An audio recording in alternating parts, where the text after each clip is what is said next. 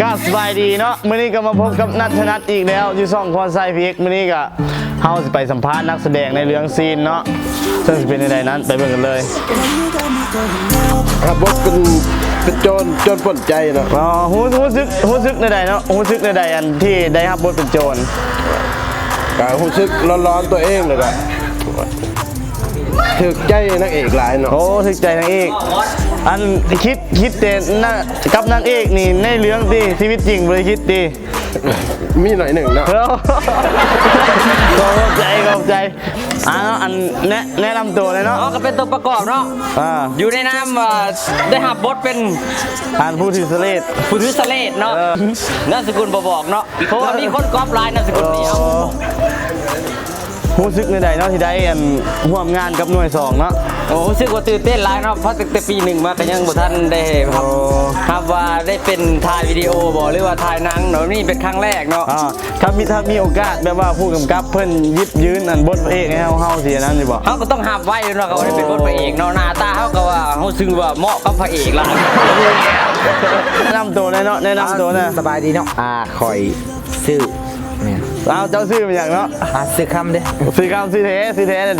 ท้คำก่อนอันฮับบทยังในเรื่องเนาะบทเป็นป้องกันยังย้ำกับว่ายำสิย้ำไม่เลยมูสิกในใดเนาะที่ได้ฮับบทยำน้อยเพื่อนบ่น้อยแล้วรู้สึกว่าน้อยอันระหว่างโจรกับยำมันอยากเป็นอะไรอยากเป็นอะไรวะอยากเป็นยังผู้เป็นทุกอย่างของนั้นมาซาก็โง่เนาะแนะนำตัวเลยเนาะซื้อบุญมีเนาะได้รับบทดันไม่อย่างแน่ในเรื่องซีนเลยได้รับบทถือใส่ไม้ถ่ายภาพเบื้องหลังไลฟ์สดแม่บอกไลฟ์สดรู้สึกในใดที่ได้ร่วมงานกับผู้กำกับดังคือจีสุพรรณสาโอ้รู้สึกดีใจรู้สึกว่าได้ประสบการณ์นำเราเพราะเราแนะนำดีค่ะนะ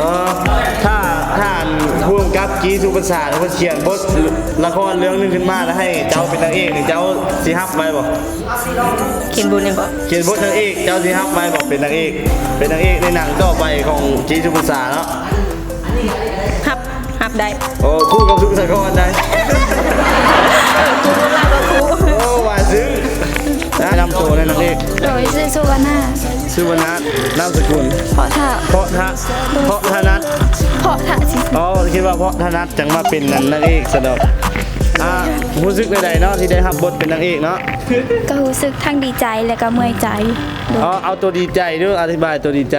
ได้เจอกับข้าวกล่องนี่แหละเดี๋ยวว่าหยุ่งเลยดีใจย้อนอย่างเนาะดีใจก็คือได้มาแสดงแล้วก็ได้เห็นยังใหม่ๆตัวทันนักใจด้วยป่ะเนี่ยก็คือมาเจอมูในกองอย่างเช่นกับกองนี่แหละตัวดีใจมากถ้าเรื่องกันละครนั้นเรื่องต่อไปนี่ผู้กำกับเพื่อนให้ไปเป็นแบบตัวโกงนะที่เป็นจะบอกสิครับจะบอกแต่หน้าตาเขานี่มันเนาะแต่เล็กเลยนะอันคำถามสุดท้ายนี่ก็รู้สึกใดเนาะอันที่ได้ร่วมงานกับผู้กำกับดังคือจีสุพรรณสาเนาะโดยก็รู้สึกดีใจหลายเราก็เอาไปนี่ได้อย่างแน่จากเพื่อนหลังจากที่เพื่อนมากำกับหนังเรื่องแรกให้เอาเลยก็ได้หลายอย่างเป็นไงเนาะสบายดีเนาะชื่อกี้สุพรรณสายังวะกี้แหละไม่ต้องอื่นดอกบอกฮับตำแหน่งใดเนาะในเรื่องนี้เนาะเป็นทุกอย่างให้กองแล้วคนเครื่องแต่งรถกำกับถ่ายเอง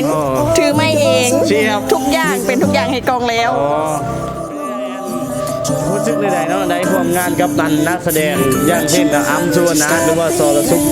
หรือว่าคำกองเทลมณีเนาะจ่อยได้ลืมแล้วจ่อยสุขสกรเนาะมันก็รู้สึกแตกต่างกันเนาะเพราะว่าแต่ละคนก็มีบุคลิกที่แตกต่างกันอย่างเช่นสุวรรณนี่กสิประสาทน้ำหน่อยหนึ่งซอสุกเดประสาทน้ำบดบ่แม่นประสาทน้ำลาวประสาทน้ำบดเพราะว่าบดเราเป็นแบบคนที่ถือกระทำแบบนี้นะสารสุกกะย่าแหละ เนาะค่ะเนี่ยเราเป็นโจรด้วยซะขับกอง ย่านจะได้เรื่องที่สอสุก ถ้าตัวจริงมาเห็นแล้วนะข่อยกับย่านคือกันคำกองละกะกับภาษาคำกองเข้าใจบ่ภาษาคำกองแบบนั้นเหรอภาษาคำกองจอย ยังจอย ขับรถอย่าง ขับรถทุกอย่างเป็นทุกอย่างแล้ว สเลดคน สเลดแมน สเลดแมนโอเคจอยยังถ่ายสั่งของจอยยังไม่ได้ถ่ายถ่ายเบิ่งถ่ายติดตามสั่งของจอย แล้วสุดท้ายนี่เนาะฝากผลงานเลยเนาะ สุดท้ายขอฝากผลงานในเด้อนี่เป็นเรื่องสั้นเรื่องชีวิตของพวกเฮาที่เหตุกันจริงจังเรื่องซีนฝากติดตามทาง YouTube พรไซ PX และแฟนเพจแล้วเป็นแฟนเพจเป็นชิปสตูดิโอขอบใจ ขอบใจบ๊ายบาย เอาหมอนัดคือบอกว่า